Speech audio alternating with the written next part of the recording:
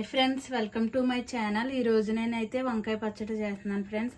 వంకాయ టమాటా కలిపి చేస్తే చాలా టేస్ట్గా ఉంటుంది. పచ్చడి చాలా సింపుల్గా చేసుకోవచ్చు. దానికి కావాల్సినవి నేను 4 వంకాయలు తీసుకున్నాను, 2 టమాటాలు, కొంచెం కొత్తిమీర తీసుకున్నాను, ఒక ఉల్లిపాయ, నిమ్మ సైజ్ అంత చింతపండు, పచ్చిమిర్చి. మనం ఎంత కారం తింటామో దానికి తగ్గట్టు వేసుకోవాలి పచ్చిమిర్చి. స్టవ్ వెలిగించుకొని కడాయి పెట్టుకుని 2 స్పూన్ల ఆయిల్ అయితే వేసుకున్నాను. ఇప్పుడు మనం ముందుగా పచ్చిమిర్చి వేపుకోవాలి.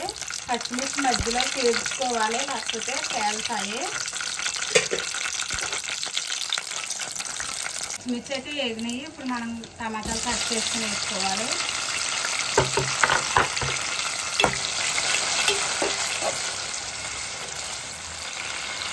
వంకాయలు కూడా ఇలాగా నీట్గా కడుక్కొని కట్ చేసుకొని వేసుకోవాలి.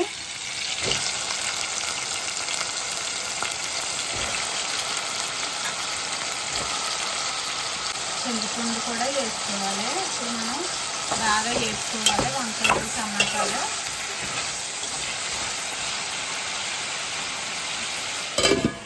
టమాటాలు ఇలాగ వేస్తున్నప్పుడు మనం కొంచెం కొత్తిమీర కూడా కట్ చేసుకుని వేసుకోవాలి. 1 టీ స్పూన్ జీలకర్ర కూడా వేసుకోవాలి.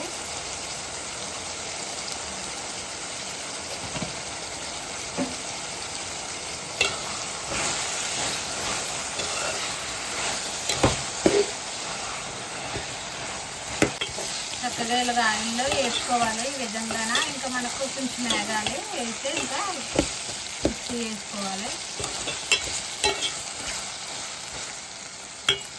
కొన్ని వెల్లుల్లిపాయ రెబ్బలు కూడా వేసుకుందాము.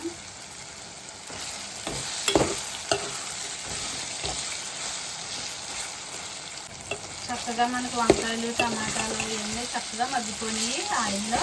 ఇప్పుడు మనం స్టవ్ ఆఫ్ చేసేద్దాం. ఇలా మనం వేపుకున్నది మిక్సీ గిన్నెలో వేసుకొని సాల్ట్ వేసుకోవాలి. 1 స్పూన్ సాల్ట్ వేసుకోవాలి. సాల్ట్ వేసుకుని ఇప్పుడు మిక్సీ పట్టుకుందాం.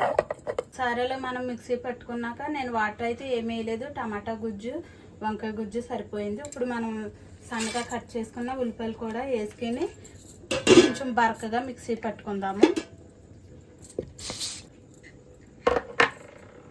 అలాగే ఈ విధంగా మిక్సీ పెట్టుకోవాలి. కొంచెం బరకగానే ఉండాలి ఇలాగా మనకి చట్నీ. ఇప్పుడు తాలింపు పెట్టుకుందాము. మనం చట్నీ అయితే తాలింపు పెట్టుకుందాము. వంకాయలు వేపుకున్న కడాయిలోనే ఆయిల్ ఉన్నది. కొంచెం ఆయిల్ వేసుకొని ఆయిల్ వేడయ్యాక తాలింపు వేసుకోవాలి. మినపప్పు, శనగపప్పు, ఆవాలు, జీలకర్ర 2 స్పూన్లు వేసుకోవాలి.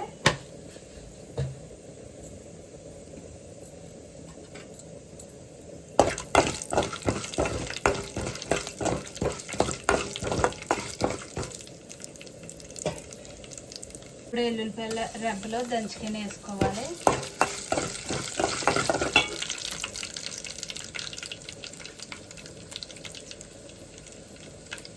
ఎండుమిరపకాయలు,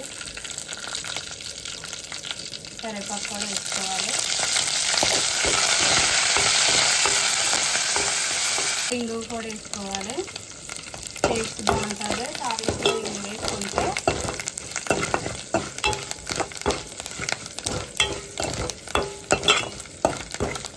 తాలింపు అయితే అయిపోయింది. స్టవ్ ఆఫ్ చేసి మనం చట్నీలో కలిపేసుకుందాం.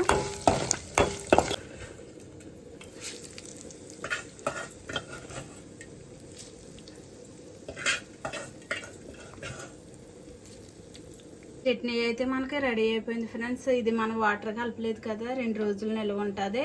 చాలా బాగుంటుంది. వేడివేడి అన్నంలో వేసుకుని తింటే చాలా టేస్ట్గా ఉంటుంది. నచ్చితే మీరు కూడా ట్రై చేయండి. నచ్చితే లైక్ చేయండి, షేర్ చేయండి, సబ్స్క్రైబ్ చేయండి. Bye friends.